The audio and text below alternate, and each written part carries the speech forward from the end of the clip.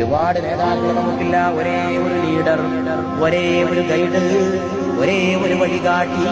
അത് മദീനയുടെ നിലാവാണ്, അത് ലോകത്തിന്റെ കാരുണ്യമാണ്, അത് ഭൂമിയുടെ ക്ഷമയാണ്, അത് മാനത്തിന്റെ വിശാലതയാണ്, അത് ആമിന ബീവിയുടെ മുത്തുമോനാണ്, അത് ഖദീജ ബീവിയുടെ പ്രിയപ്പെട്ട ഭർത്താവാണ്,